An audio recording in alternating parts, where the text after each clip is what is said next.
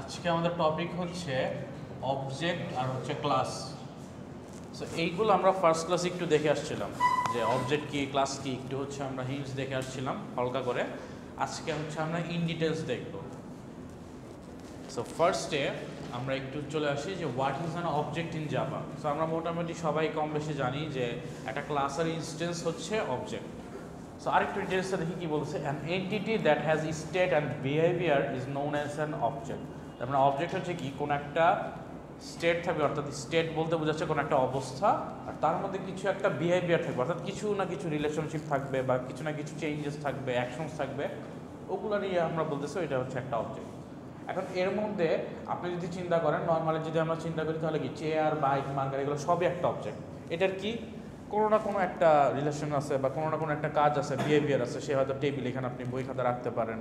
তারপরে হচ্ছে গিয়ে তার একটা অবস্থা আছে, সে হচ্ছে ধরেন সলিড হচ্ছে গিয়ে মেটাল, বা সলিড মেটাল না, সলিড অবজেক্ট যেটা বলি আর কি।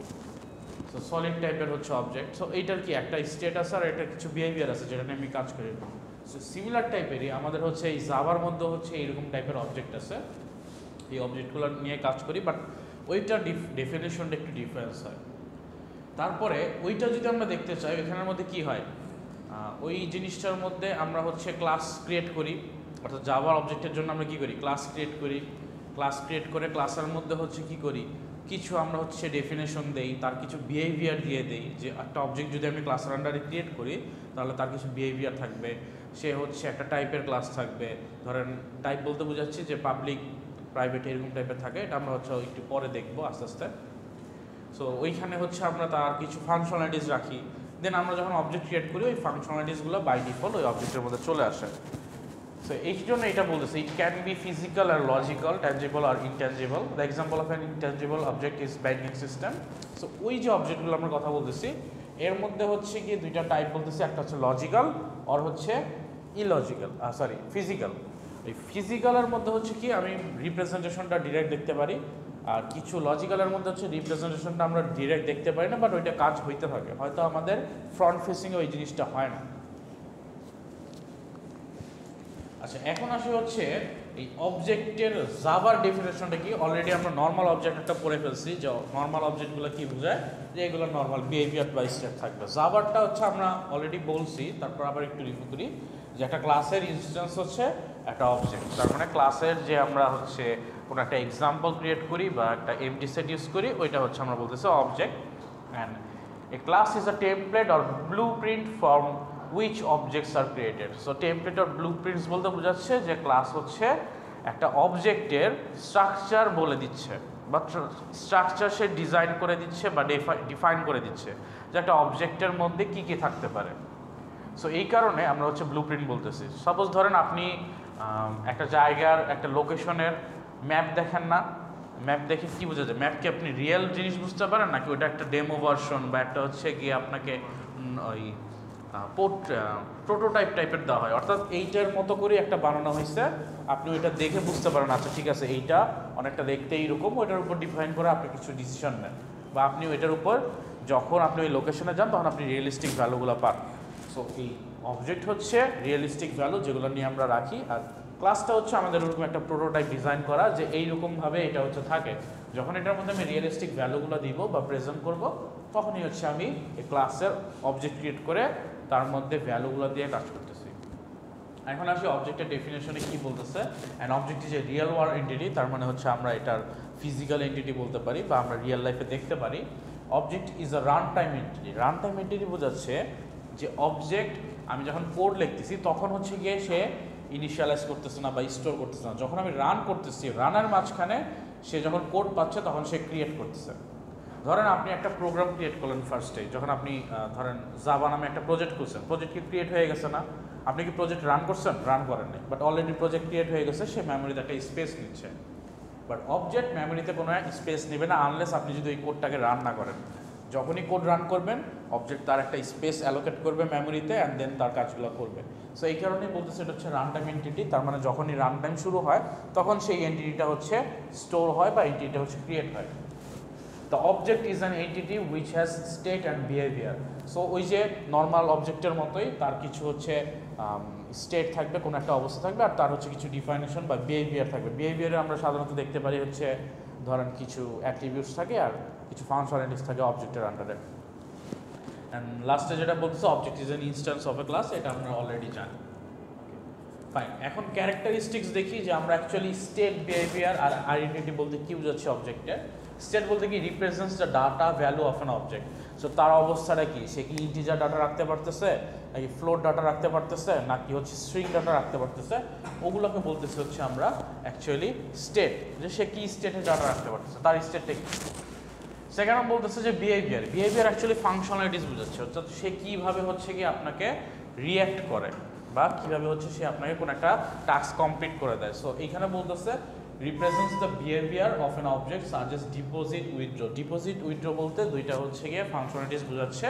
ধরুন ব্যাংকিং সিস্টেমের ক্ষেত্রে আপনি যদি ডিপোজিট করেন, সে কি বোঝায় যে আপনি টাকা হচ্ছে গিয়ে জমা করছেন, উইথড্র মানে টাকা উঠাচ্ছেন। ওইটাই যদি আমরা জাভার মধ্যে করি তাহলে কি ডিপোজিট নামে একটা ফাংশনালিটিস হবে, বিহেভিয়ার কাজ করবে, আর উইথড্র নামে আরেকটা বিহেভিয়ার কাজ করবে, যেটা অবজেক্টের থ্রুতে আমরা হয়তো করি, আমরা আমাদের কোডে দেখতে পাবো।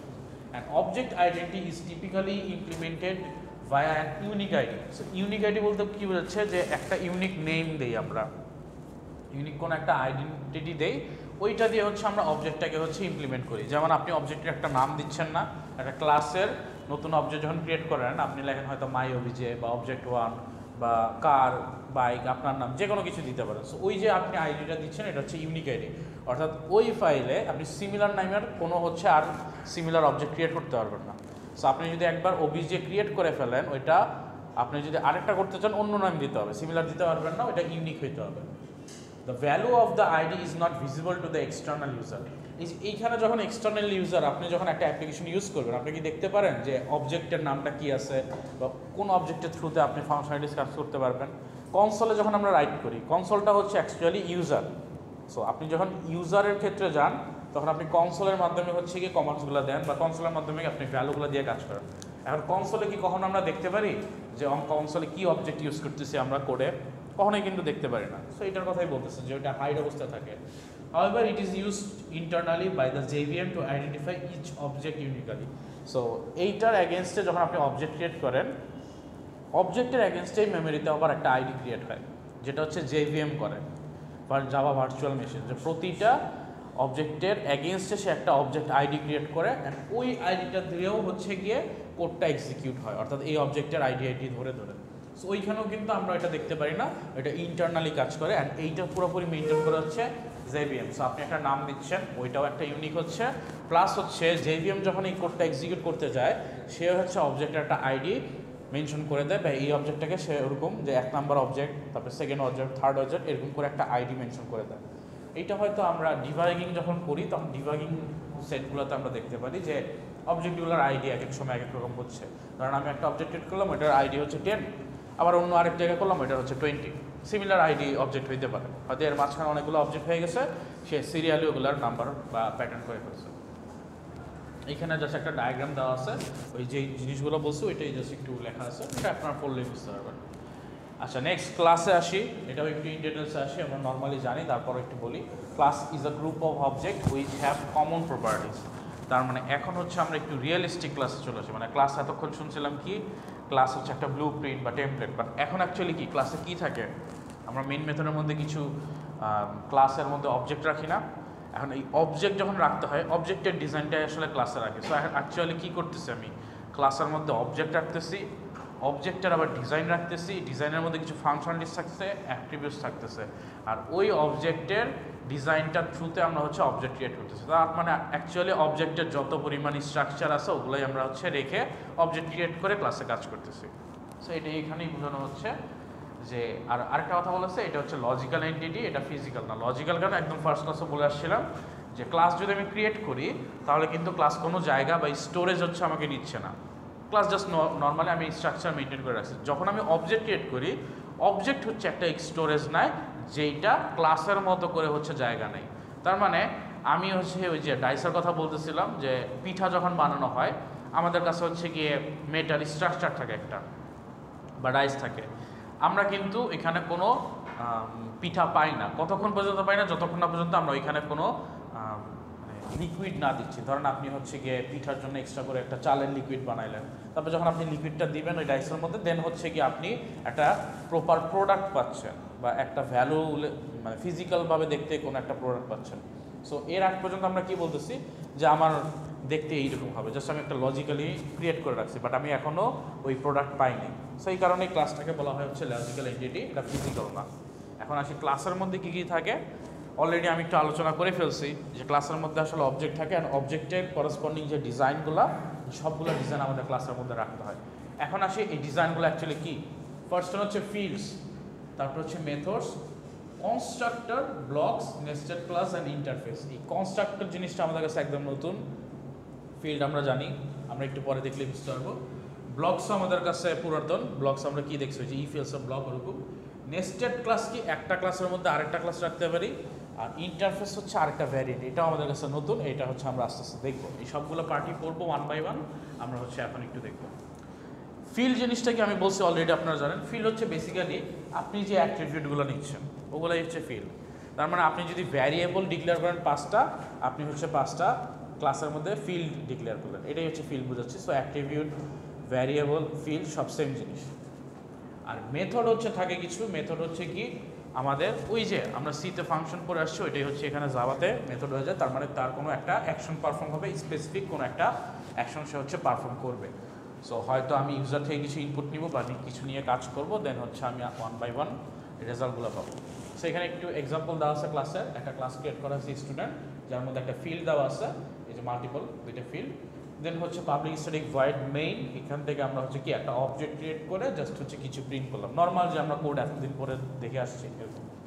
এখানে একটা ইন্টারেস্টিং জিনিস দেখেন, যখন আমি হচ্ছে এখানে আইডিয়ার নেম দিচ্ছি, আইডিয়ার নেম যখন প্রিন্ট করতেছি সে 0 আর নাল দেখাচ্ছে। কেন 0 আর নাল দেখাচ্ছে খেয়াল আছে? একদম ফার্স্টে আমরা দেখে আসছিলাম ভ্যারিয়েবলের ক্ষেত্রে যদি কোনো ভ্যালু আমরা অ্যাসাইন না করি তাহলে সে কী করে, ডিফল্ট ভ্যালুগুলো রেখে দেয়। এখন এখানে যখন আমি আইডি দিচ্ছি, আইডি কি ইন্টিজার টাইপের, ইন্টিজারের ডিফল্ট ভ্যালু ছিল হচ্ছে 0, আর নেম হচ্ছে স্ট্রিং, স্ট্রিংয়ের ডিফল্ট ভ্যালু হচ্ছে নাল। সো যখন আমি কোনো কিছু ভ্যালু না দিয়েই প্রিন্ট করতে যাচ্ছি, সে কি দেখাচ্ছে, 0 আর নাল দেখাচ্ছে। এটা আপনি বুঝতে পারছেন? সেমভাবে আমরা আরেকটা হচ্ছে দেখতেছি ওইখানেও। আচ্ছা, এইখানে হচ্ছে গিয়ে যে জিনিসটা বলতেছে যে এটার মধ্যে একটু ডিফারেন্স আছে। ডিফারেন্সটা কি দেখেন, এই একটা ক্লাসের মধ্যেই কিন্তু পুরো ক্লাসের সব কাজগুলো কমপ্লিট, যেটাকে আমরা বলতেছি যে মেইন উইদিন দ্য ক্লাস। তার মানে এই মেইন মেথডটা ওই ক্লাসের মধ্যেই আমি হচ্ছে কাজ করতেছি, ওই ক্লাসের মধ্যেই আছে। এটা একটা ভ্যারিয়েন্ট। বাট আরেকটা ভ্যারিয়েন্ট আছে আমাদের, সিমিলার টাস্কই করলাম, যেটা 0 আর নাল প্রিন্ট করতেছে, বাট এটা কি আউটসাইড হচ্ছে মেইন ক্লাসের। তার মানে আমার যে ক্লাসটা, ওইটার নাম স্টুডেন্ট, ওইটার মধ্যে আইডি আর হচ্ছে গিয়ে আমার নেম আছে, কিন্তু আমি এখানে অবজেক্টটা ক্রিয়েট করবো অন্য একটা ক্লাস, ওই ক্লাসে ক্রিয়েট করবো না। তো আমি কী করলাম, আরেকটা ক্লাস নিলাম টিএসসি স্টুডেন্ট 1 নামে, ওইখানে আমি এই স্টুডেন্টের একটা অবজেক্ট ক্রিয়েট করলাম নর্মালি যেভাবে করি, আর ওইটার থ্রুতে আমি হচ্ছে কী করলাম, আইডি আর নেমটা হচ্ছে প্রিন্ট করলাম। সো এইটা কি আমি এক্সট্রা আরেকটা ক্লাসের মধ্যে অন্য আরেকটা ক্লাসের অবজেক্ট ক্রিয়েট করে কাজ করলাম। সো আমি একবার বলতেছিলাম না খেয়াল আছে যে আমরা চাইলেই একটা ক্লাসের ভ্যালু বা একটা ক্লাসের অবজেক্ট অন্য আরেকটা ক্লাসে ইউজ করতে পারি। এটাকে আমরা বলতেছিলাম হচ্ছে কি রিইউজ করার যে ফ্যাসিলিটিস। সো এই ফ্যাসিলিটিসটাই আমরা দেখতেছি যে আমি একটা ক্লাসে ডিজাইন করে রেখে আসছি অবজেক্টের, অন্য আরেকটা ক্লাসে বা অন্য যতগুলো ক্লাস আমার দরকার হবে সেই ক্লাসগুলোতে আমি হচ্ছে এই অবজেক্টগুলো ক্রিয়েট করে আমার কাজগুলো কমপ্লিট করবো। এইটুক পর্যন্ত কারো কোনো কোশ্চেন আছে? আচ্ছা, চলেন এখন আমি দেখি যে অবজেক্ট কীভাবে হচ্ছে ডিক্লেয়ার ইনিশিয়ালাইজ করা যায়। আমরা তো এতদিন অবজেক্ট দেখে আসছি, ইনিশিয়ালাইজ করছি, হালকা পাতলা বুঝে গেছি অবজেক্ট। বাট এখন আমরা প্রপার ওয়ে দেখবো যে অ্যাকচুয়ালি অবজেক্টের কতগুলো ওয়ে আছে আর কতগুলো ওয়েতে আমি অবজেক্টের মধ্যে ভ্যালু পাস করতে পারি, অবজেক্ট ইনিশিয়ালাইজ করতে পারি।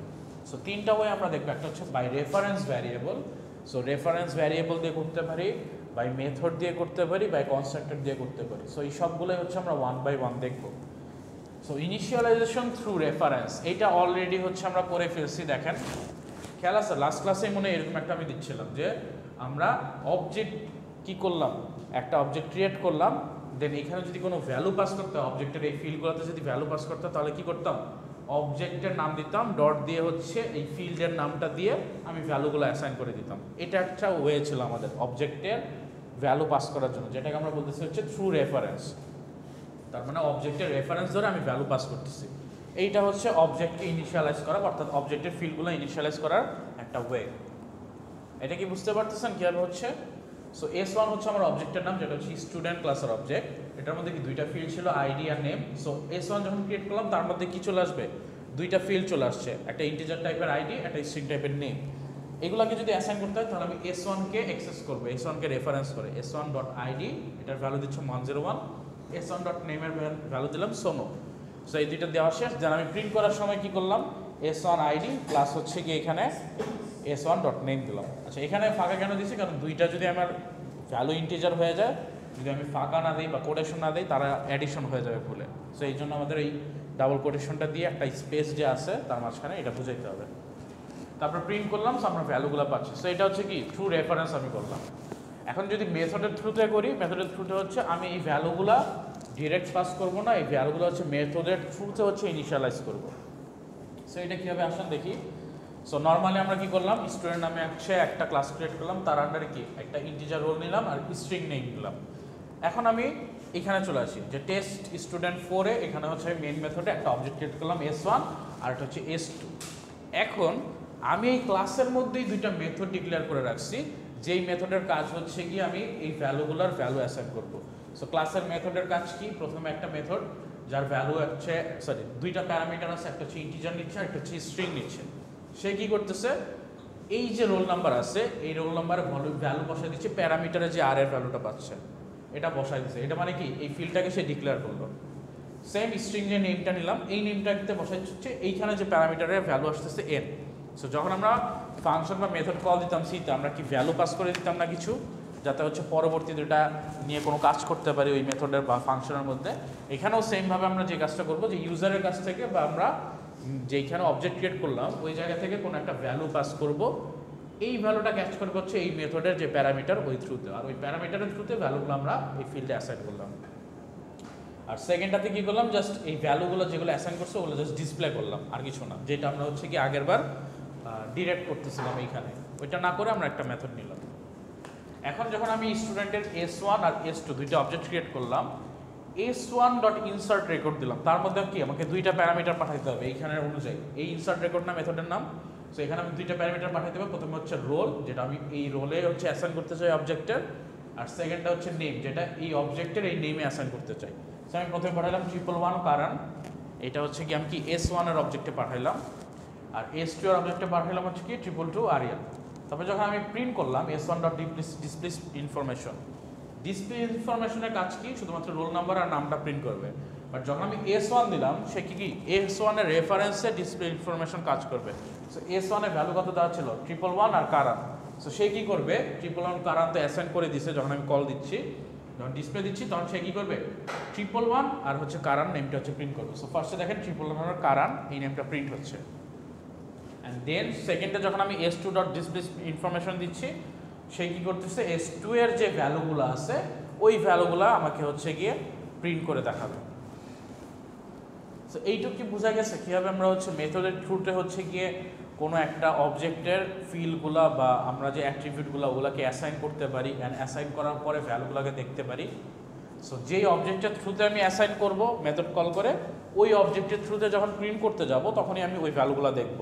আমি যদি একটা অবজেক্টের থ্রুতে গিয়ে অ্যাসাইন করি আর অন্য আরেকটা অবজেক্টের থ্রুতে প্রিন্ট করে দেখতে চাই, তাহলে আমরা ওই ভ্যালুটা পাবো না, আমরা ডিফারেন্ট ভ্যালু পাবো, হয়তো ওই অবজেক্টটা পাবো। এই পর্যন্ত কারো কোনো কোশ্চেন আছে? আচ্ছা তাহলে আমরা একটু নেক্সটে চলে যাই। নেক্সটে গিয়ে হচ্ছে আমরা দেখি, আচ্ছা এখন আসি ইনিশিয়ালাইজেশন থ্রু কনস্ট্রাক্টর। এই জিনিসটা আমাদের কাছে একটু নতুন, কনস্ট্রাক্টর জিনিসটা আমরা একদম জানি না। হচ্ছে যে আমি একটা ফিল্ডে একটা ভেরিয়েবল ডিক্লেয়ার করলাম, ওইটাকে হচ্ছে আমি অন্য অবজেক্টে নিয়ে করতে পারবো, মানে ওই ভ্যালুটাকে আমি রান করতে পারবো। একটা ভ্যারিয়েবলে আপনি হচ্ছে কি করলেন, ডিক্লেয়ার করলেন, একটা ক্লাসের আন্ডারে আপনি ফিল্ড ডিক্লেয়ার করলেন দুইটা। ক্লাসের আন্ডারে ফিল্ড ডিক্লেয়ার করলাম, তারপর ওই ফিল্ডটাই আমি ওই ফিল্ডের যে ভেরিয়েবলটা থাকবে ওই ভেরিয়েবলটা আমি অন্য একটা অবজেক্টে নিয়ে প্রিন্ট করতে পারবো। অবজেক্ট ক্রিয়েট করা মানে আপনি একটা ক্লাসের আন্ডারে যদি ভ্যারিয়েবল রাখেন 3টা বা 4টা, আপনি যখন ওই ক্লাসের একটা অবজেক্ট ক্রিয়েট করবেন, তার মানে হচ্ছে ওই প্রপার্টিগুলো বাই ডিফল্ট চলে আসবে ওই অবজেক্টের মধ্যে। এখন ওই অবজেক্টের মধ্যে যখন প্রপার্টি চলে আসছে, তারা ডিফল্ট ভ্যালু হিসেবে চলে আসে। আপনি যদি অ্যাসাইন করতে চান, আপনি 3টা ওয়েতে করতে পারেন। অলরেডি 2টা আমরা দেখে আসছি, একটা হচ্ছে ডিরেক্ট যদি আমি রেফারেন্সের থ্রুতে করি, আর একটা যদি মেথডের থ্রুতে করি, তাহলে আমি ওই ভ্যালুগুলো বসাই দেবো। আর যদি ভ্যালু না বসাই তাহলে ডিফল্ট ভ্যালু থাকবে বাই ডিফল্ট। সো আমি যে ডিজাইনটা করবো এটা অবজেক্টে চলে আসবে যখন অবজেক্ট ক্রিয়েট করবো। সো ক্লাসের ডিজাইনিং করাটাই হচ্ছে এটা আমাদের। আমি যদি এটা আমার ওই ক্লাসের ভিতরে আমার অবজেক্টকে ক্রিয়েট না করে পরে করি তাহলে এটা হবে না। আপনি যদি ওই ক্লাসেরই অবজেক্ট ক্রিয়েট করেন অন্য কোথাও তাহলে হবে, মানে অবজেক্টটা ক্রিয়েট হয় ক্লাসের উপর ভ্যারি করে। যেমন আপনি যদি চেক করেন যে আমরা স্টুডেন্ট 4 নামে একটা ক্লাস নিচ্ছি, কিন্তু অবজেক্ট ক্রিয়েট করতেছি কার? স্টুডেন্টের। সো স্টুডেন্টের যদি অবজেক্ট ক্রিয়েট করি স্টুডেন্ট ক্লাসে, তাহলে স্টুডেন্ট ক্লাসের ভিতরে যে ডিজাইনিংটা আমি করে আসছি ওগুলা চলে আসবে এই অবজেক্টের মধ্যে। ওইটা কিন্তু এই ক্লাসের ডিজাইনিংটা আসবে না, যেই ক্লাসের অবজেক্ট ক্রিয়েট করব সেই ক্লাসের ডিজাইন আসবে। সো আমি স্টুডেন্টের ক্রিয়েট করতেছি, স্টুডেন্টের আসবে। আমি যদি স্টুডেন্টেরই অবজেক্ট স্টুডেন্ট ক্লাসের মধ্যে ক্রিয়েট করতাম তাহলেও কি স্টুডেন্টের আসতো। আমি টেস্ট স্টুডেন্ট 4-এর মধ্যে ক্রিয়েট করতেছি সেটাতেও চলে আসবে।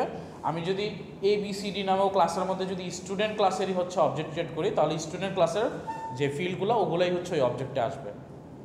কিন্তু যদি আমি অন্য ক্লাসের অবজেক্ট ক্রিয়েট করি, সাপোজ এইখানে আমি স্টুডেন্ট না দিয়ে স্টুডেন্ট 4 দিলাম বা 5 দিলাম অন্য কোনো ক্লাসের, তাহলে ওই ক্লাসেরটা চলে আসবে, তাহলে আবার স্টুডেন্টটা আসবে না।